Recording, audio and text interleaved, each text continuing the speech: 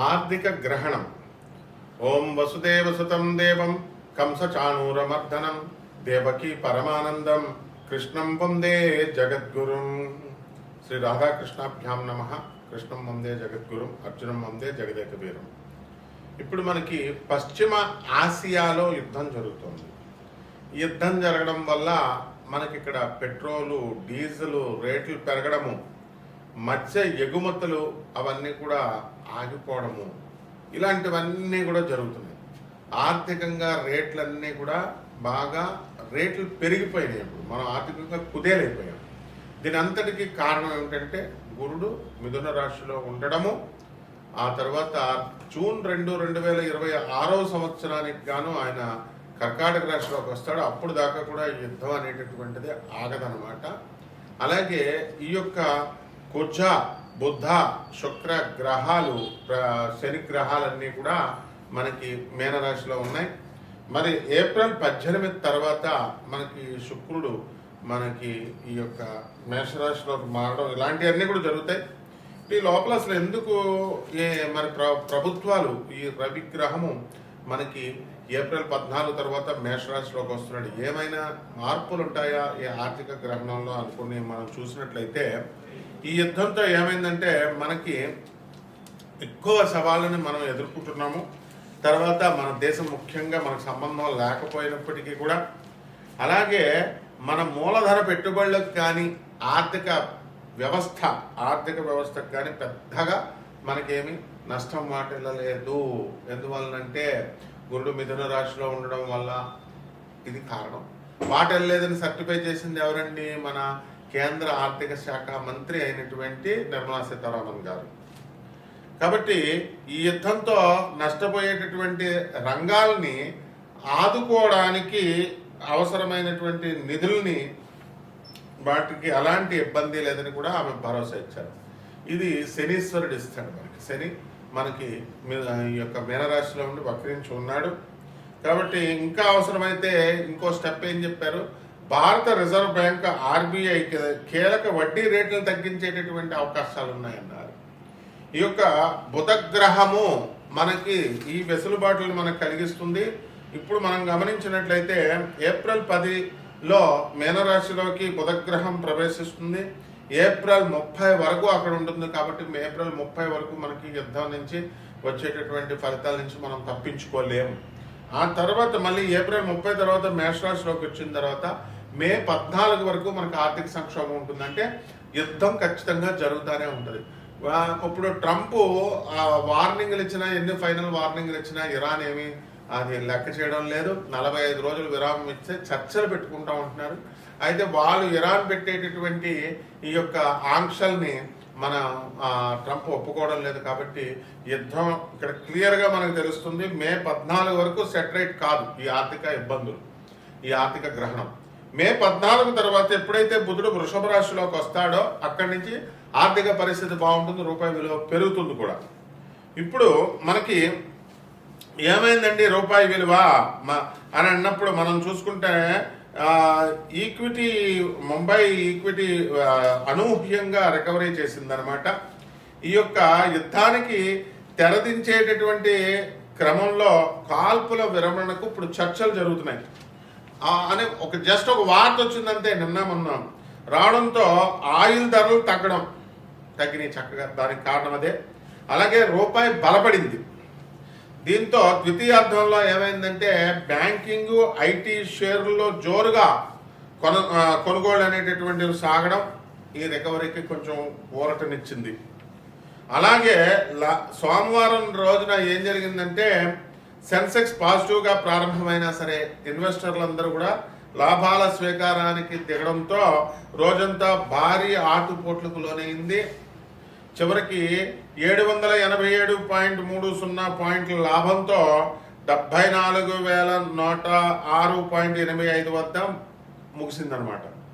So Nifty ఏమైందంటే 255.15 పాయింట్లు లాభపడి 22,968.25 వద్ద క్లోజ్ అయింది. కాబట్టి దీనివల్ల ఏమిట్రా మనకు అర్థమైంది అంటే 14 పైసలు మనకి లాభపడింది అనమాట రూపాయి.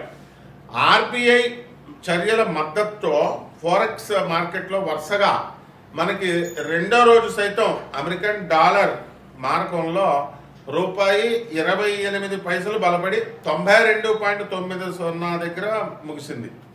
ఒక దశలో ఏమైందో తెలుసా, రూపాయి ఇంట్రాడే గరిష్ట స్థాయి 92.79 కూడా తాకింది. ఇదంతా కూడా ఆర్థికంగా గ్రహణాల ఇది. కాబట్టి మనం ఏం చేయాలంటే వడ్డీ రేట్లు తగ్గించే అవకాశం ఉంది. అలాగే మనకి ఈ ఆర్థిక క్రమశిక్షణ అనేటటువంటిది మనం అలవాటు చేసుకున్నాం భారత ప్రభుత్వం. కాబట్టి ఆర్థిక క్రమశిక్షణ విధానాలు ఈ యొక్క వీటిలో అన్నీ కూడా మనకి డబ్బులు పడిపోయినా సరే భారతీయ ప్రజలందరూ కూడా దీనికి దోహదపడుతున్నాయి ఎక్కువ నష్టపోకుండా. దీనివల్లే మనకి పెట్రోల్, డీజిల్, ఎక్సైజ్ సుంకాలు తగ్గించడం, అలాగే కీలక పెట్రో రసాయన ఉత్పత్తులకి దిగుమతి సుంకాలు మినహాయించారు. అలాగే సెజ్జల్లో ఎగుమతుల కోసం ఏర్పాటు చేసినటువంటి కంపెనీలు తమ ఉత్పత్తిలో కొంత భాగాన్ని దేశీయ మార్కెట్లో అమ్ముకోవడం కోసం అనుమతి లాంటి అన్ని కూడా చర్యలు తీసుకుంటున్నారు. అంటే జాతకం చూడగానే గురుడు మిథున రాశిలో ఉన్నాడు, గురుడు 4వ ఇంట్లో ఉన్నాడు, 5వ ఇంట్లో ఉన్నాడు కాబట్టి నష్టాలు కలిగినాయి. ఇది కాదండి, సబ్జెక్ట్ నేర్చుకోవాలి. సబ్జెక్ట్ ఇది ఆర్థిక గ్రహణం అంటే చివరి వరకు చూడాలి. కేవలం ఏదో 3 నిమిషాలు ఇలా తిప్పేసేయడం కాదు దయచేసి. దీనివల్ల మనకి ఇప్పుడు ఏం జరుగుతుంది, ఇప్పుడు గ్రహస్థితిని కనుక మనం చూసుకున్నట్లయితే ఈ యొక్క రవి గ్రహము మనకి ఏప్రిల్ 14న మేషరాశిలోకి వెళ్తున్నాడు, మే 15న వృషభ రాశిలోకి వస్తున్నాడు. అక్కడి నుంచి బాగుండదు. మే 15 వరకు కూడా మనకి ప్రభుత్వం సరైనటువంటి నిర్ణయాలు తీసుకోలేకపోతే, ఏ ప్రభుత్వం అయినా వరల్డ్ అక్కడ అమెరికా అయినా, జూన్ 15 తర్వాత మిథున రాశిలోకి వస్తున్నాడు. అలాగే శుక్రుడిని మనం తీసుకున్నప్పుడు మార్చి 25వ తేదీన మేషరాశిలోకి ప్రవేశిస్తున్నాడు. ఆ తర్వాత ఏప్రిల్ 19న వృషభ రాశిలోకి ప్రవేశిస్తున్నాడు. మే 14 మిథున రాశిలో ప్రవేశిస్తున్నాడు. కాబట్టి శుక్రుడి వల్ల మనకి బంగారము రేట్లు ఇవన్నీ కూడా దిగిపోయినాయి. ఇవన్నీ కూడా కొంచెం పెరగడానికి అవకాశాలు ఉన్నాయి కొద్దిగా. అలాగే కుజ సంచారాన్ని కనుక మీరు తీసుకున్నప్పుడు కుజుడు ఏప్రిల్ 2 మీనరాశి, మే 11న మేషరాశిలోకి వస్తాడు. అక్కడ కూడా ఇబ్బందులు ఉంటాయి. జూన్ 20 నుంచి మనకి వృషభ రాశిలోకి ప్రవేశించడం అనేటటువంటిది జరుగుతుంది. కాబట్టి శని సంచారం అంతా కూడా మీకు తెలుసు, మీనరాశిలోనే వక్రించి ఉన్నాడు. ఇప్పుడు రాహుకేతువులు డిసెంబర్ 5 వరకు మనకి రాహు కుంభరాశిలోను, కేతువు సింహరాశిలోనూ ఉంటాడు. ఆ తర్వాత రాహువు మనకి మకర రాశిలోకి, కేతువేమో కర్కాటక రాశిలోకి వస్తాడు. బుధ గ్రహం వచ్చేసరికి ఏప్రిల్ 10న మీనరాశిలోకి వస్తాడు, ఏప్రిల్ 30న మేషరాశిలోకి వస్తాడు, బాగుండదు.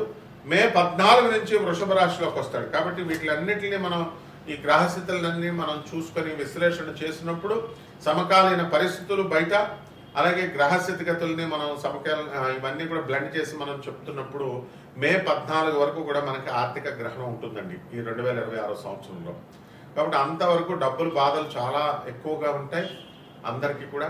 కాబట్టి గురుగ్రహము మనకి ఎలాగో ఇప్పుడు జూన్ 2న 2026 సంవత్సరంలో కర్కాటక రాశిలోకి వస్తున్నాడు కాబట్టి అక్కడి నుంచి బ్రహ్మాండంగా ఉంటుంది.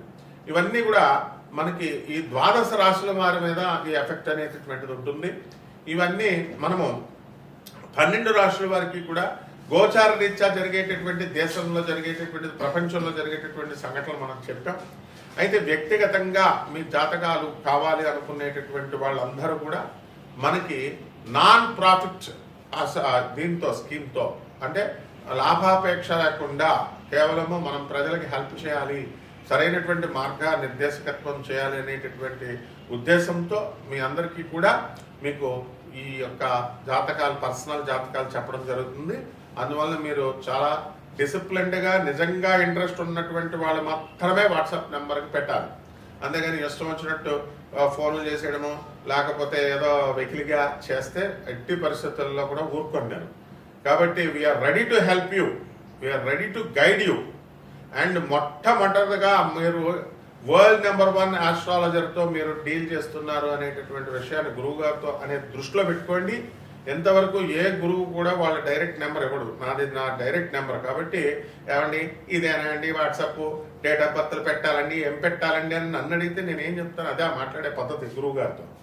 కాబట్టి చాలా జాగ్రత్తగా, డిసిప్లిన్డ్గా మీ లైఫ్లు మారుతాయి గ్యారంటీగా. అలాగే మనందరం కూడా ఈ యొక్క గాణగాపుర యాత్ర వేస్తున్నాము. చక్కగా ఈ యొక్క ఛానల్ ఓనర్లు అయినటువంటి CEO మేడం అయినటువంటి కీర్తనా దేవరాయ, గారికి మీరు చక్కగా తర్వాత కాల్ చేసుకొని మనం గానగాపురం రిజిస్ట్రేషన్స్ కూడా మనం చేయడం జరుగుతుంది, అవన్నీ చెప్తాము. కాబట్టి మీరు క్రమశిక్షణ ఉన్నట్లయితే మేము మిమ్మల్ని ముందుకు తీసుకెళ్ళగలుగుతాం. ఇప్పుడు ఈ జాతకాలు చెప్పేటప్పుడు నువ్వు కోటీశ్వరుడు అయిపోతావు, నువ్వు ఇదైపోతావు, నువ్వు ఈ పొగుడుతా ఉండవు. అప్చెప్పించుకుంటాను మాస్టర్ని నేను, ఈ మొత్తం వ్యాసం అప్చెప్పించుకుంటారు. ఎవరైతే నాకు ఫోన్లు చేస్తారో వాళ్ళు నిర్మలా సీతారామన్ ఏం ఎఫెక్ట్ చేసింది, ఏం స్టెప్స్ వేసింది అన్నీ నాకు అప్చెప్పించుకున్న తర్వాతే జాతకం చెప్తాను నేను. కాబట్టి ఇవన్నీ కూడా ద్వాదశ రాశుల వారి మీద అందరి మీద కూడా మీకు ఏ రకంగా ఒక్కొక్క రాశి వారికి ఏం జరుగుతుందో మనం చెప్పుకున్నాం. కుంభరాశి, ఈ కుంభరాశి వారికి అందరికీ కూడా ఏలినాటి జరుగుతుంది. దీనివల్ల ఆర్థిక గ్రహణం పట్టింది. పశ్చిమాసియా ఖండంలో యుద్ధాలు, మరి ఇరాన్ ఇజ్రాయెల్ యుద్ధాలు, మరి దానివల్ల గల్ఫ్ కంట్రీస్ అన్నీ కూడా కోల్పోవడము, మనకి పెట్రోలు ఖర్చులు ఇవన్నీ కూడా రేట్లు పెరిగిపోవడాలు, సిఎన్జి గ్యాసుల కోసం లైన్లో ఇబ్బందులు, డబ్బులు పోయినాయి అనుకుంటే ఈ యొక్క ఈ పెట్రోల్ లైన్లు గ్యాసులు 25 రోజుల కంటే ఎక్కువే. ఈ రకంగా కృత్రిమమైనటువంటి డిమాండ్ను కూడా వ్యాపారస్తులు క్రియేట్ చేస్తున్నారు. ఇవన్నీ కూడా మన కుంభరాశి వారికి ఎఫెక్ట్ అనేటటువంటిది, ఈ ఆర్థిక గ్రహణం ఎఫెక్ట్ అనేటటువంటిది కుంభరాశి వారికి కూడా తగులుతుంది. అయితే కొద్దో గొప్ప మనకి గురుడు పంచమ స్థితిగతుడై ఉన్నాడు కాబట్టి 2 జూన్ 2026 సంవత్సరం వరకు కూడా వీళ్ళకి బాగానే ఉంది అని చెప్పాలి. ఏదో రకంగా పడుతూ లేస్తూనో ఏదో రకంగా వీళ్ళందరికీ కూడా కాస్త లాభాలు కలుగుతాయి. కాబట్టి ఈ ఏదో రకంగా ఆర్థికంగా ఇబ్బందులు అనేటటువంటివి తొలగిపోతాయి.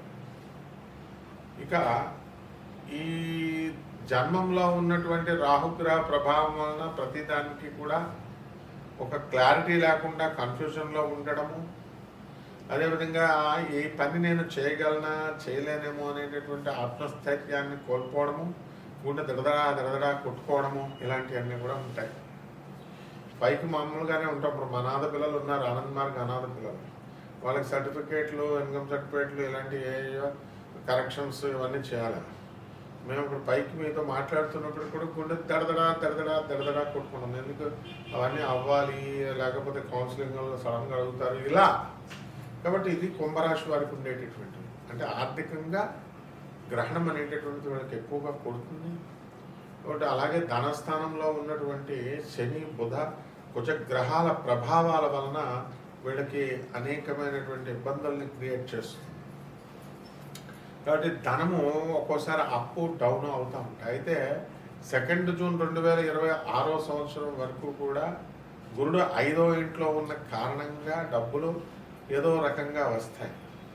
అయితే ఈ యొక్క రాహుగ్రహం కూడా బ్రహ్మాండంగా ఉంది జన్మంలో. కాబట్టి యాత్రలు ఇవన్నీ వేసుకొని చక్కగా చేసుకోవాలి. దైవక్షేత్రాలు, దైవ దర్శనాలు చేసుకోవడం ద్వారా కర్మక్షేమే. అందులోనూ గానగాపురం అనేటటువంటి క్షేత్రము గురువు కర్మలను తొలగిస్తాడు. కాబట్టి మన ఛానల్కి ఎండి అయినటువంటి మన గాంధీ గారు, అలాగే సిఇఓ అయినటువంటి కీర్తనాదేవరాయ మేడం గారు, అలాగే కెమెరామెన్ అయినటువంటి హరీష్ రావు గారు మీ దగ్గర నుండి టిఫిన్లు, టీలు అన్నీ అందిస్తూ ఉంటారు. కాబట్టి ఇలా వీళ్ళందరూ కూడా మనకి గానగాపురం యాత్ర హైదరాబాద్ నుంచి వేయడం జరుగుతుంది, ప్రైవేట్ బస్ వేసి. దాంట్లో మనం గురువుతో కలిసి వెళ్ళాలి కాబట్టి ఖచ్చితంగా మనం కూడా వస్తాం. వచ్చి చక్కగా మీకు అక్కడ పారాయణ ఇవన్నీ కూడా మనం చేయించడం దగ్గరుతాయి. గురు మంత్రాలు ఉపదేశించడం ఇవన్నీ కూడా నేను చేస్తాను. కాబట్టి ఈ రకంగా మనము జగద్గురు అయినటువంటి దత్తాత్రేయ స్వామి వారి అనుగ్రహంతో సకల కష్టాలు మీకు అన్నీ కూడా తొలగిపోతాయి. ఇక పరిహారాల దగ్గరికి వచ్చేసరికి మనకి ఈ యొక్క ఏలినాటి శని జరుగుతుంది కాబట్టి శని జపం చేసుకోవాలా, శని స్తోత్రాలు చదవాలా, శనికి కిలోంపావు నల్ల నువ్వుల్ని, నల్లని వస్త్రాలను ఇచ్చి పేద బ్రాహ్మణులకి శనివారం నాడు ఉదయం 8 గంటలకి దానం చేసుకోవాలా. రావి చెట్టు చుట్టూ ప్రదక్షిణాలు చేసుకుంటూ రావి చెట్టుకి చక్కగా నీళ్లు వేసుకుంటూ ఓం శనేశ్వరాయ నమః అంటూ చేసుకుంటే బ్రహ్మాండంగా సరిపోతుంది. ఇక తంత్ర దేవత అయినటువంటి మహాకాళి అమ్మవారి యొక్క హోమాన్ని, ఆ అమ్మవారి యొక్క మంత్ర జపాన్ని మీరు చేసుకోవడం ద్వారా బ్రహ్మాండంగా ఉంటుంది. శుభం.